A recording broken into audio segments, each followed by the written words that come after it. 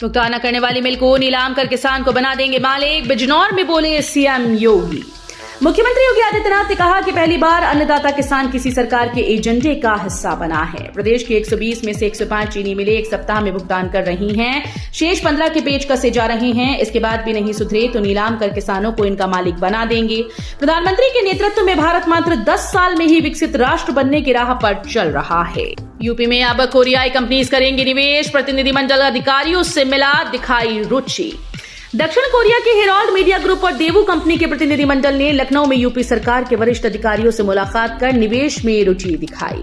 उत्तर प्रदेश के अवस्थापना एवं औद्योगिक विकास आयुक्त मनोज सिंह से इस संबंध में एक प्रतिनिधिमंडल ने मुलाकात की।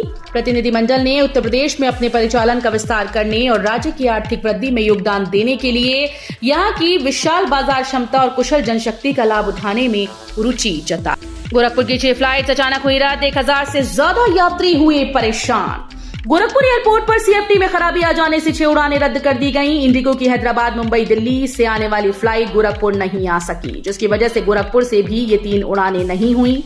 इससे 1000 से ज्यादा यात्री परेशान हुए। उन्होंने इसे लेकर हंगामा भी किया। वहीं शाम को कोलकाता जाने वाली इंडिगो की फ्लाइट को एटीसी ने लैंडिंग की अनुमति दे दी। नए आयोग में नियम नहीं, फंसी सहायता प्राप्त शिक्षकों की बहाली। नवगठित उत्तर प्रदेश शिक्षा सेवा चयन आयोग में प्रदेश के 4512 सहायता प्राप्त माध्यमिक विद्यालयों में कार्यरत लगभग 63,000 शिक्षकों और प्रधानाचार्यों के दंड प्रकरणों के अनुमोदन या अनानुमोदन की कोई व्यवस्था नहीं है। इस कारण सालों से लंबित चल रही शिक्षकों की बहाली फंस गई। नया आयोग अस्तित्व में आने के बाद उत्तर प्रदेश माध्यमिक शिक्षा सेवा चयन बोर्ड में लंबित मामले अब जिला विद्यालय निरीक्षकों को वापस भेजे जा रहे हैं। घर घर पहुंचने लगे बिजली निगम कर्मचारी, ले रहे एक जानकारी। बिजली निगम के गूगल ऐप पर अब बिजली उपभोक्ताओं का हर रिकॉर्ड दर्ज होगा। उपभोक्ता हर महीने कितनी बिजली का इस्तेमाल कर रहा है और कितनी उसे जरूरत है, उपभोक्ता का मीटर कहां लगा है और वो बाईपास तो नहीं कर रहा, सभी रिकॉर्ड निगम के ऐप पर दर्ज किए जाएंगे। इसकी शुरुआत निगम ने शहरी क्षेत्र से कर दी है। शहरी क्षेत्र में 2.27 लाख उपभोक्ताओं के घर पहुंचना निगम का लक्ष्य है। आगरा लखनऊ एक्सप्रेसवे पर सुखोई मिराज ने दिखाई ताकत, फाइटर प्लेन देखने के लिए जुटी भीड़। आगरा लखनऊ एक्सप्रेसवे पर रविवार को भी युद्धाभ्यास जैसा नजारा दिखा, जहां लड़ाकू विमान तेज रफ्तार से हवा को चीरते हुए आगे बढ़े। भारतीय सेना के शान सुखोई मिराज और N-32 प्लेन अपना जौहर दिखा रहे थे। वहीं आज लड़ाकू विमान एक्सप्रेसवे पर उतरे। दरअसल ये कार्यक्रम गगन शक्ति का था। इस अभ्यास सत्र में फाइटर प्लेन ने दिखाया कि किसी भी आपात स्थिति में लैंडिंग के लिए कैसे तैयार रह सकते हैं। वरिष्ठ नागरिकों को ट्रेन टिकट पर फिर से मिलेगी छूट। कांग्रेस के घोषणा पत्र में देश से वादा।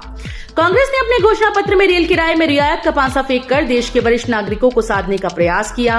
रेलवे सामाजिक दायित्व के तहत दशकों से ट्रेन में वरिष्ठ महिला पुरुष यात्रियों को किराए में 50% तक छूट देता आ रहा है। इसे कोरोना महामारी के दौरान 20 मार्च 2020 में बंद कर दिया गया था। लोकसभा चुनाव में रेल रियायत कार्ड के मुद्दे को उठाकर कांग्रेस देश के एक बड़े वर्ग को अपनी ओर आकर्षित करने का प्रयास कर रही है। पीजी प्रोफेशनल की 5000 सीटों पर आवेदन शुरू। लखनऊ विश्वविद्यालय में परास्नातक पाठ्यक्रमों में दाखिले के लिए आवेदन शुरू हो गए हैं। 73 विषयों की 5062 सीट पर एडमिशन के लिए आवेदन शुरू हुए। अभ्यर्थी एलयू की आधिकारिक वेबसाइट पर जाकर फॉर्म भर सकते हैं। यूजीसी से स्वायत्तता मिलने पर जुलाई से ओल कोर्स शुरू करेगा सीसीएस विश्वविद्यालय। यूजीसी से स्वायत्तता मिलने के बाद चौधरी चरण सिंह विश्वविद्यालय नए सत्र में सबसे पहले मुक्त एवं दूरस्थ शिक्षा और ऑनलाइन लर्निंग कोर्स की शुरुआत करेगा।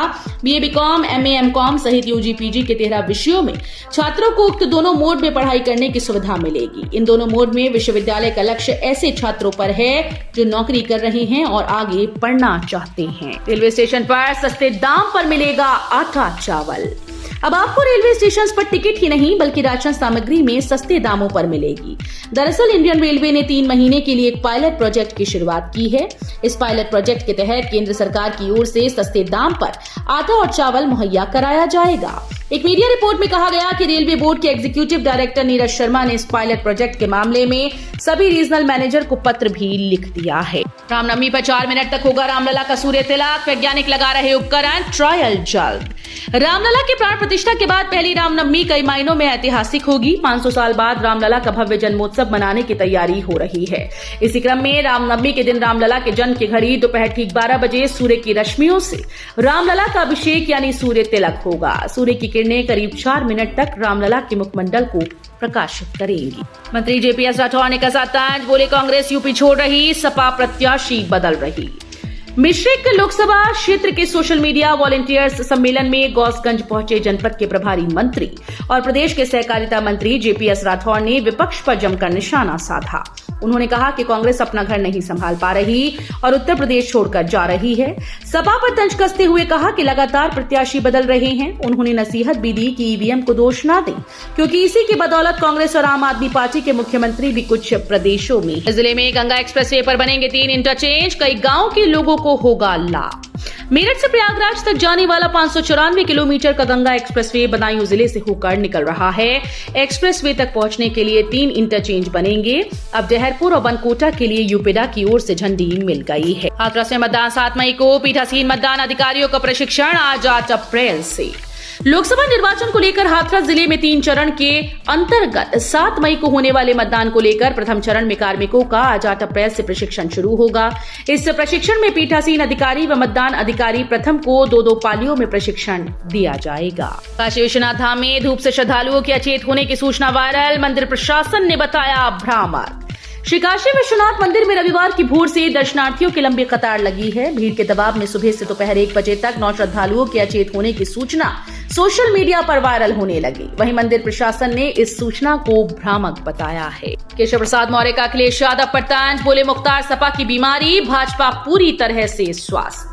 भाजपा सोशल मीडिया विंग को चुनाव का मंत्र देने रविवार को डिप्टी सीएम केशव प्रसाद मौर्य का आजमगढ़ में आगमन हुआ।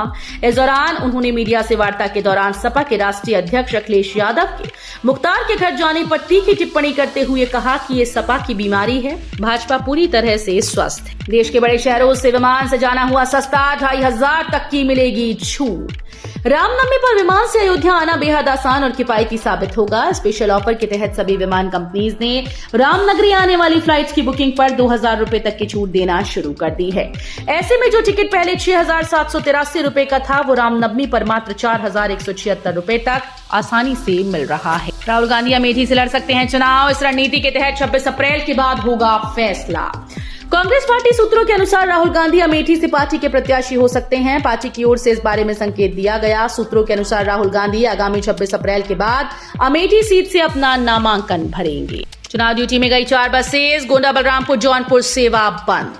सामान्य निर्वाचन लोकसभा चुनाव को लेकर स्थानीय रोडवेज डिपो की 4 बसें चुनाव ड्यूटी में चली गईं। गोंडा बलरामपुर जौनपुर की सेवा बंद हो गई।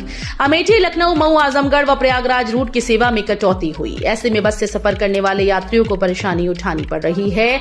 लोकसभा सामान्य निर्वाचन को लेकर आयोग की ओर से संसाधन जुटाने सहित अन्य तैयारियां तेज हैं। मेडिकल कॉलेज में बंद वार्ड को ही इलाज की जरूरत।